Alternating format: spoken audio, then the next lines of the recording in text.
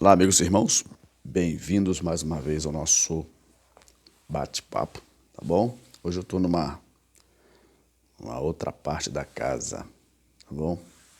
Vamos conversar um pouco? Hoje nós vamos conversar sobre um assunto não tão atraente para aqueles que são servos de Deus, tá? Lembra-se, nós somos servos de Deus, mas nós adquirimos a condição de filhos quando obedecemos. Tá entendendo? O servo de Deus é aquele que serve a Deus e anda na sua presença. Mas Deus quer nos tratar como filhos, tá? Alguém vai dizer, mas tem filhos que não obedecem. Fato, é fato, né? Mas a partir do momento que nós aceitamos a mensagem de Cristo, nós tornamos-nos filhos de Deus, tá? Antes disso, nós somos criaturas de Deus, tá? Somos criados por Deus. Mas não é isso que eu quero falar. Eu quero falar sobre um tema não tão atraente, tá? Para o cenário em que vivemos, quanto a vida dos servos de Deus, dos cristãos, daqueles que professam o nome de Cristo. Tá. Essa passagem está registrada na segunda epístola de Pedro, no capítulo 3, onde fala da vida de Jesus. Eu vou ler alguns pontos aqui, alguns versículos, para que nós possamos entender aquilo que nós precisamos conversar. Tá bom? Vamos lá. O tema é a vinda do Senhor. Tá? Como eles interpretavam a vinda do Senhor lá? Como era o comportamento das pessoas em relação à vinda do Senhor? Isso lá atrás, há mais de 2000 anos. Você está entendendo? Hoje nós estamos no século 21 e há muitas discussões a esse respeito. Há uns que não se importam, outros acham que isso não vai acontecer e são filhos de Deus. Estão na igreja, professam o nome de Deus, cantam, pregam, oram, mas já acham que Jesus não vai voltar, que isso é uma conversa que não tem nenhum sentido e nenhum valor. Você não vê, é uma raridade você ver algum pregador, seminarista, explorar esse tema sobre a vinda de Jesus. Mas isso vai acontecer, não sabemos o momento, não sabemos o dia, não sabemos a hora. Foi assim que Jesus falou. O dia e a hora ninguém sabe, somente o Pai. Então, em algum momento na história, conforme está escrito no livro de Apocalipse, nos evangelhos, a trombeta vai soar convocando os salvos, tá? Para poderem serem aceitos nas mansões celestiais, tá? Ao mesmo tempo que der o sinal para que todas essas coisas venham a acontecer, haverá o julgamento final. E esse julgamento, tanto cristãos e não cristãos vão passar por ele, irão passar por ele. É aí que nós temos que prestar atenção nisso. E o apóstolo Pedro, ele alertou isso em uma das suas epístolas, na sua segunda epístola, ele alertou isso. Mas só que o apóstolo Pedro, como ele foi um dos líderes da igreja naquele tempo, ele também alertou sobre o comportamento das pessoas em relação à vinda de Cristo. Pedro não estava aqui no século 21, não. Pedro, ele é da igreja primitiva, dos primeiros 100. Essa carta foi escrita nos primeiros 100 anos de igreja. Nos primeiros 100 anos de igreja, essa carta foi escrita. Olha bem, isso há mais de 2000 anos atrás. Vem comigo, ó. O que o apóstolo Pedro fala aqui? Amados, escrevo-vos agora. Esta é a segunda carta, em ambas as quais desperto com exortação o vosso ânimo sincero. Lembrem-se, exortação não é repreensão. Exortação é esclarecimento, exortação é a advertência, tá? Exortação é quando alguém ela te anima a prestar atenção em alguma coisa ou ficar atento sobre alguma coisa. Não é repreensão. Algumas pessoas dizem que exortação é repreensão. Não. Exortação é alertar o outro a respeito de alguma coisa. E o apóstolo Pedro ele diz: amados, escrevo-vos agora esta segunda carta, em ambas as quais desperto com exortação o vosso ânimo sincero. Tá entendendo? O apóstolo Pedro aqui, ele está já dando um crédito aos irmãos ali, mas ele alerta sobre alguma coisa, ó. Verso 2, para que vos lembreis das palavras que primeiramente foram... Tá muito frio aqui, tá? A voz, que primeiramente foram ditas pelos santos profetas e do mandamento do Senhor e Salvador. Aí já é Jesus Cristo. Mediante os vossos apóstolos, do qual ele era um. Sabendo, verso 3, sabendo primeiro isso, que nos últimos dias, ele alertou, virão escarnecedores, preste atenção, escarnecedor é zombador. É aquela pessoa que ri de uma situação e de outra. Zombador, escarnecedores, andando segundo as suas próprias concupiscências, pecado, dissoluções, e dizendo, verso 4, e dizendo, onde está a promessa da sua vinda? Esse ponto aqui já é crítico. É aonde as pessoas questionam Deus, questionam as promessas divinas. E é aí que a sociedade mundial, se não tiver cuidado, cairão em uma armadilha. E se os próprios filhos de Deus pensarem dessa forma, conforme está escrito nesse versículo aqui, aí, meu amigo, são poucos que vão se salvar mesmo.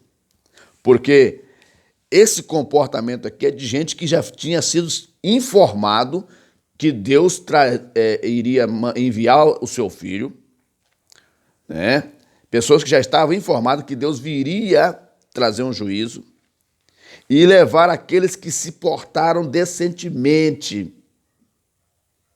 Olha o verso 4, dizendo, repetindo a leitura. Nossa, tá frio, posso espirrar. Meu Deus, tá muito frio. Perdão, vamos lá. E dizendo, onde está a promessa da sua vinda? Agora vem a questão seguinte. Porque, olha só, hein, como que as pessoas já falavam essas coisas lá naquele tempo, contestando, questionando, zombando das coisas divinas. Porque desde que os nossos pais dormiram, todas essas coisas permanecem como desde o princípio da criação. Ou seja, nossos pais, nossos avós, nossos parentes já se foram e muitos deles falavam da vinda de Jesus e não aconteceu até agora. Isso as pessoas estavam falando lá atrás. Verso 5. Eles voluntariamente, agora aqui, a afirmação do apóstolo Pedro, eles voluntariamente ignoram isto, que pela palavra de Deus, já desde a antiguidade existiram os céus e a terra, que foi tirada da água, no meio da água subsiste. Lembra do dilúvio? O dilúvio foi a primeira sentença. E as pessoas não se atentam nisso. E o próprio Jesus já falou, assim como foi nos dias de Noé, será também a vinda do Filho do Homem. O que as pessoas faziam? Viviam suas vidas normal, comiam, bebiam e davam-se em casamento, até que veio as águas do dilúvio e consumiu a todos. Apenas Noé e sua família se salvaram. O próprio Jesus deu a ênfase, lembrou do acontecimento do dilúvio lá atrás. Olha o verso 6, vamos ler aqui para que possa confirmar aquilo que eu estou falando no verso 6. Pelas quais coisas pereceu o mundo de então, coberto com água do dilúvio. Então, o que eu quero dizer para vocês, apenas uma prévia desse assunto, que é um assunto interessante sobre a vinda de Jesus. Ela vai acontecer, Deus ele vai fazer um ajuste com os moradores da terra, ele vai fazer um ajuste de conduta, um ajuste de conta, porque do jeito que está fora de contexto. E tudo que você observa, aquilo que é certo, é considerado que não atraente. E o que é errado, as pessoas se inclinam a fazer. E a boa parte dos filhos de Deus estão, depois de um longo período, cheios da graça, cheios do poder de Deus, andando numa vida de obediência ao Criador. Boa parte, uma parcela destes filhos de Deus estão retrocedendo. O próprio apóstolo Pedro fala em uma das suas palavras aqui, nas suas epístolas, que tal comportamento é como o cão voltar ao seu próprio vomito. Pesado, né? Estranho? Não. Mas muitos filhos de Deus não estão colocando em sua mente que Cristo virá. O juízo final vai acontecer. E muitos estão até escarnecendo da verdade, escarnecendo daqueles que de fato procuram obedecer a Deus e a sua palavra. Estão andando dissolutamente, estão andando num estado de rebeldia tão vil que até os ímpios se assustam. Poxa, fulano está naquela vida. Há pessoas que não é crente que dizem, quando eu aceitar Jesus, eu não quero andar igual aquele crente. Então, muitos filhos de Deus estão deixando de viver uma vida de obediência ao Criador. Infidelidade conjugal, alguns acham que não tem problema. Prostituição, outros fazem vista grossa. Corrupção, alguns acham que isso é necessário, isso é coisa da sociedade atual. Engano. Traições, conflitos, brigas, divisões, tudo isso está acontecendo no meio dos filhos de Deus e eles ainda escarnecem da vinda do Senhor. Mas Jesus lembrou, o apóstolo Pedro fez uma lembrança aqui do dilúvio e o próprio Jesus também já tinha feito essa observação a respeito do dilúvio. Todos não queriam nem saber. Tanto fez como tanto faz. O que nós vemos hoje, o ser humano trabalha por duas coisas. Para os seus deleites, né? Para os seus deleites e por dinheiro. São duas coisas. Muitos vão à igreja para poder receber ali uma mensagem de que terá uma bênção. Se esquecem da salvação. E essa nova onda, surgem novos pensamentos que não tem nada a ver com Deus, a não ser em relação ao lucro. Então, muito cuidado. O apóstolo Pedro também aqui, ele alerta. Eu creio que é no capítulo 2 da primeira epístola, se não estou enganado. Ele alerta, e farão negócios de vós, com palavras fingidas. Ou seja, muitas pessoas seriam enganadas com palavras fingidas, né? Pensando que estavam num lugar correto para poder servir a Deus, mas estavam em um lugar onde as pessoas queriam simplesmente retirar delas seu dinheiro para seu próprio bem e sem se atentar para a salvação da alma daquela pessoa.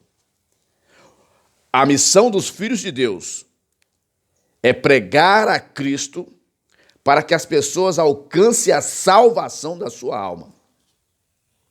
Não essas ofertas que nós vemos aqui.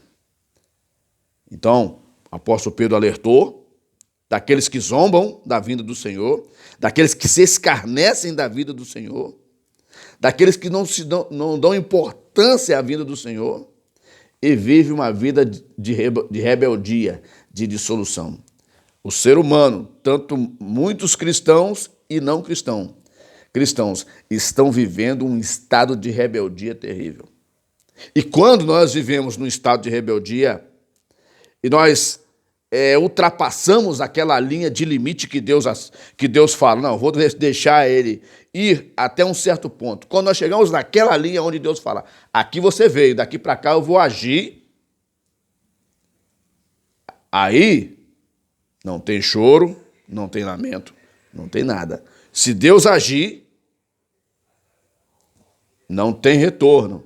Então é necessário a pessoa ser um bom leitor da Bíblia.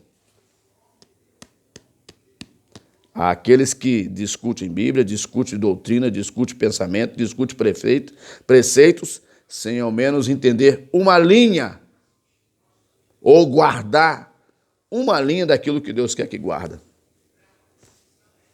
O apóstolo Paulo escrevendo a Timóteo, escrevendo a Tito, e disse, olha, muitos desviaram da palavra e fizeram para si doutores conforme os seus próprios pecados. É o que nós estamos vendo. Então a vinda do Senhor, ela será iminente. Temos todo servo de Deus, ele tem por compromisso ter isso em mente, que Jesus em algum momento vai voltar para tratar com essa terra e que ele precisa estar preparado para ser alcançado pela salvação de Deus. Tem que estar preocupado. Quem é chefe de família tem que estar preocupado consigo, com a sua esposa e com seus filhos.